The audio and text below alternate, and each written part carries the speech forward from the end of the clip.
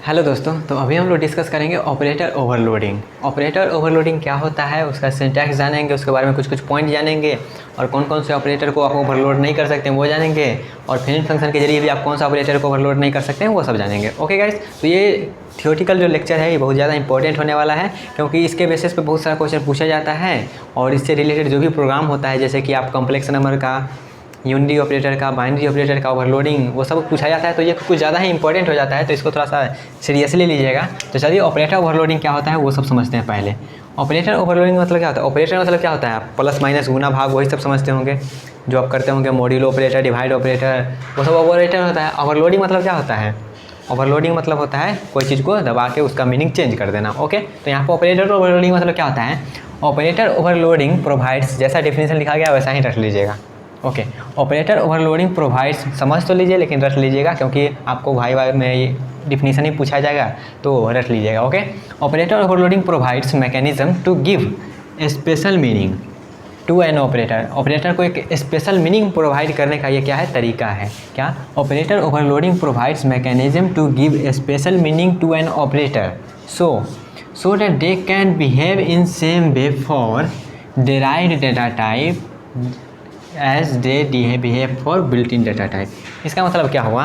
Operator overloading रहेगा। यहाँ पे एक एग्जांपल लेते हैं, जैसे आप मान लेते हैं 2+ या फिर ऐसे 2+7 करिएगा तो आपको रिजल्ट में क्या आएगा? 9 आएगा। क्यों आ रहा है? क्योंकि ये जो है मेरा, ये क्या है? ऑपरेटर है।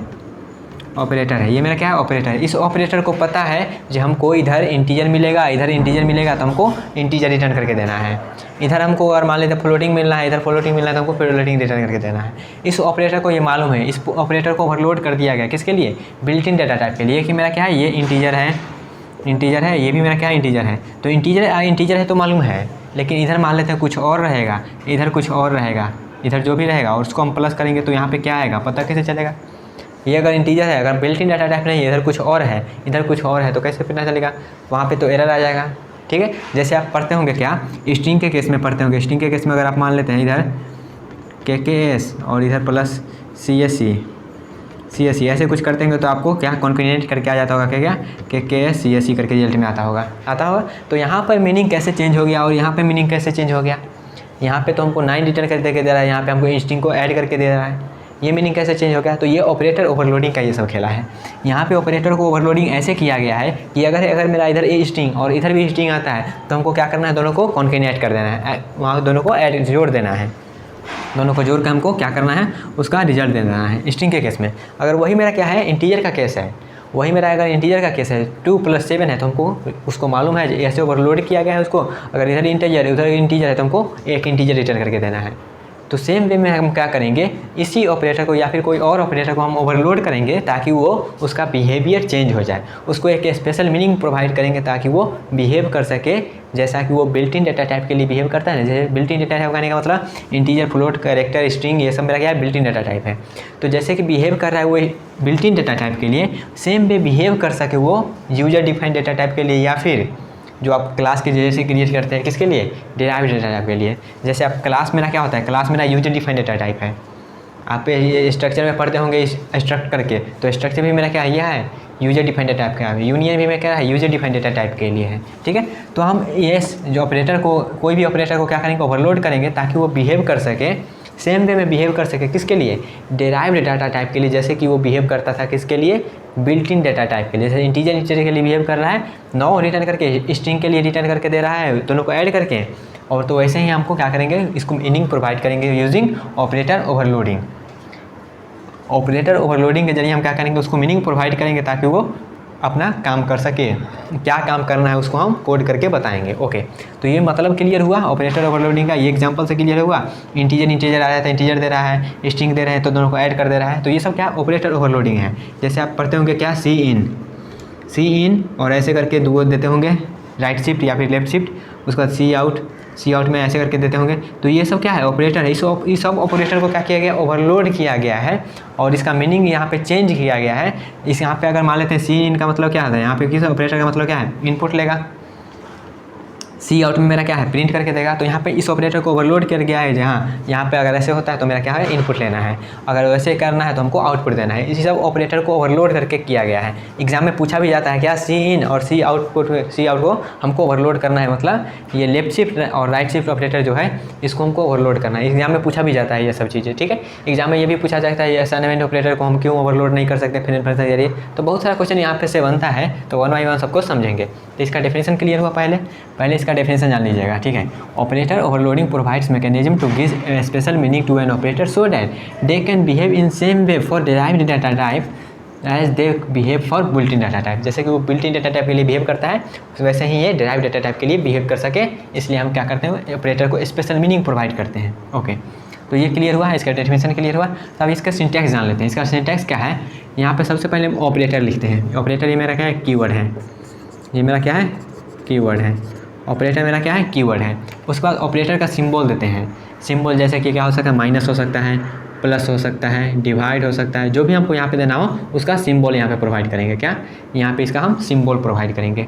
ओके, पहले ऑपरेटर लिखेंगे। ऑपरेटर मेरा कीवर्ड है तो जैसे है वैसे ही लिखेंगे, यहाँ पे कोई चेंजिंग नहीं करेंगे। उसके बाद ऑपरेटर का यहाँ पे सिंबल देंगे। सिंबल के बाद आर्गूमेंट का जो भी लिस्ट होगा वहाँ पे हम प्रोवाइड करेंगे।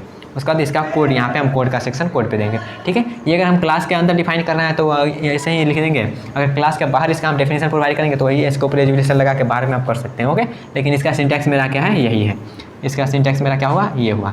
सबसे पहले ऑपरेटर लिखना है, ऑपरेटर का सिंबल लिखना है, आर्गूमेंट लिस्ट देना है। जब एग्जाम्पल देंगे तो आपको क्लियर हो जाएगा, बस अभी याद रखिए। सबसे पहले हम ऑपरेटर लिखते हैं, उसके बाद ऑपरेटर का सिंबल देते हैं, उसके बाद आर्गूमेंट का जो भी लिस्ट देना होता है वो देते हैं, उसके बाद उसका अंदर में उसका कोड लिखते हैं।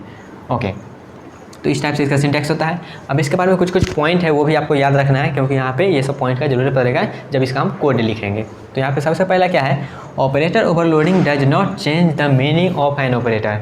इसका मतलब क्या हुआ, इसका मतलब अगर हम मान लेते हैं प्लस वाले ऑपरेटर को क्या कर रहे हैं, प्लस वाले ऑपरेटर को अगर हम ओवरलोड कर रहे हैं तो इसका मतलब ये नहीं है जो निगेटिव वाला काम करने लगेगा। ये अगर प्लस वाला ऑपरेटर है तो ये ऐड ही करेगा, कोई चीज़ को क्या करेगा, ऐड ही करेगा, जोड़ने का ही काम करेगा कोई चीज़ को। ऐसा नहीं है जो यहाँ पे हम ऐसे कर दें, इसको ऐसे ओवरलोड कर दें तो 2 + 3 और ये रिटर्न करके हमको दे रहा है -1, ऐसे नहीं, ये ऐसा नहीं होता है। जिस ऑपरेटर को हम ओवरलोड कर रहे हैं उसका बिहेवियर चेंज नहीं होगा।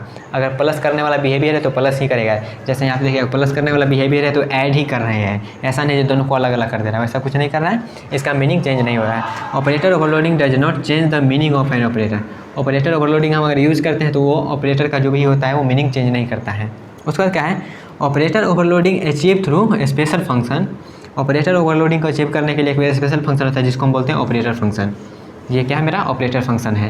ओके, उसके बाद अगला क्या है, operator function must be either member function, ये क्या होना चाहिए, मेंबर फंक्शन होना चाहिए या फिर फ्रेंड फंक्शन होना चाहिए।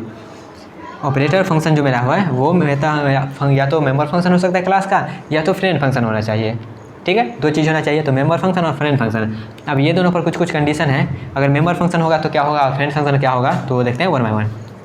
अगर मेरा मेंबर फंक्शन है, क्या, अगर मेरा मेंबर फंक्शन है, ये जो ऑपरेटर फंक्शन है अगर मेंबर फंक्शन है तो यहाँ पे हमको कोई आर्गूमेंट नहीं लगता है, कोई आर्गूमेंट नहीं लगता है। किसके लिए, फॉर यूनिरी ऑपरेटर। अगर यूनिरी ऑपरेटर को हम क्या कर रहे हैं, ओवरलोड कर रहे हैं, तो अगर वो मेंबर फंक्शन है तो हमको कोई आर्गूमेंट नहीं लगेगा। कोई आर्गूमेंट नहीं लगेगा मतलब यहाँ पे आर्गूमेंट लिस्ट में क्या रहेगा, खाली रहेगा। किसके लिए, यूनिरी ऑपरेटर के लिए। बट एक सिंगल आर्गूमेंट लगेगा किसके लिए, बाइनरी ऑपरेटर के लिए। अगर हम मेंबर फंक्शन के जरिए हम बाइनरी ऑपरेटर को क्या कर रहे हैं, ओवरलोड कर रहे हैं, तो यूनिरी ऑपरेटर के लिए एक भी आर्गूमेंट नहीं और बाइनरी ऑपरेटर के लिए एक आर्गूमेंट लगेगा। इस सब का हम यूज़ करेंगे जब प्रोग्राम बनाएंगे तब। अभी बस अब याद रखिएगा, अगर याद नहीं रहता तो हम बता देंगे जी हाँ, फ्रेंड फंक्शन मेंबर फंक्शन के जरिए हम ऑपरेटर को ओवरलोड कर रहे हैं तो यूनिरी ऑपरेटर के लिए एक भी आर्गूमेंट नहीं, ऐसे याद रख सकते हैं। यूनिरी मतलब क्या होता है, यूनिरी मतलब एक भी आर्गूमेंट नहीं लगेगा अगर हम मेंबर फंक्शन का यूज़ कर रहे हैं। और बाइनरी मतलब क्या होता है, 2, तो इसका एक आर्गूमेंट लगेगा। मतलब ऐसे समझ सकते हैं, एक कम लगता है। ओके, तो 1 मतलब 0 और 2 मतलब 1, ऐसे याद रख सकते हैं मेंबर फंक्शन के केस में। अगर फ्रेंड फंक्शन हो जाता है, क्यों, पहले ये रीज़न ला देते हैं कि क्यों मेरा यूनिरी ऑपरेटर के लिए एक भी नहीं है और बाइनरी ऑपरेटर के लिए एक आर्गूमेंट क्यों लगता है, वो जान लेते हैं। तो उसका रीज़न क्या है, this is because object invoking member function pass implicitly. यहाँ पे क्या हो रहा है, ऑब्जेक्ट मेरा इम्प्लिसिटली पास हो जा रहा है यूजिंग दिस पॉइंटर। ये मेरा क्या होता है, एक दिस पॉइंटर आप पढ़ते होंगे, पढ़े भी होंगे। दिस पॉइंटर अगर नहीं पढ़े तो कमेंट में बता सकते हैं, उस पर एक स्पेशल वीडियो आएगा। ओके तो यूजिंग थ्रू दिस पॉइंटर के जरिए क्या होता है, ऑब्जेक्ट मेरा इम्प्लिसिटली पास हो जा रहा है और अपने आप पास हो जा रहा है, उसको पास करने का कोई जरूरी नहीं है। किसके, मेंबर फंक्शन के केस में। इसलिए हम क्या करते हैं, यूनिटी के लिए एक भी नहीं और बाइनरी के लिए हम एक प्रोवाइड करते हैं। लेकिन इनडायरेक्ट क्या होता है, वो ऑटोमेटिकली इनर केस में क्या होता है, अंदर में क्या चलता है, यूनिटी के लिए एक ऑटोमेटिकली पास हो जाता है और बाइनरी के लिए भी एक ऑटोमेटिकली पास हो जाता है। तो इसलिए हमको सिर्फ बाइनरी के लिए एक ही देना पड़ता है और यूनिटी के लिए तो एक ऑटोमेटिकली पास हो जा रहा है। ओके फिर से पढ़ लीजिएगा इसको। Member function will have no argument for unity operator but have single argument for binary operator. This is because object invoking member function passed implicitly to the member function through this pointer. Okay तो ये तो हुआ क्या, member function के case में। ये मेरा क्या हुआ, मेंबर फंक्शन के केस में। लेकिन फ्रेंड फंक्शन के केस में क्या, क्योंकि ऑपरेटर ओवरलोडिंग को हम दो तरीका से कर सकते हैं, या तो मेंबर फंक्शन के जरिए या तो फ्रेंड फंक्शन के जरिए। तो मेंबर फंक्शन वाला जान लिए, यूनिटी के लिए एक भी नहीं और बाइनरी के लिए एक आर्गूमेंट लगेगा। ओके उसका रीजन भी जान लिया क्यों। अब यहाँ पे फ्रेंड फंक्शन की बात करें तो friend function will have one argument for unity operator and 2 argument for binary operator.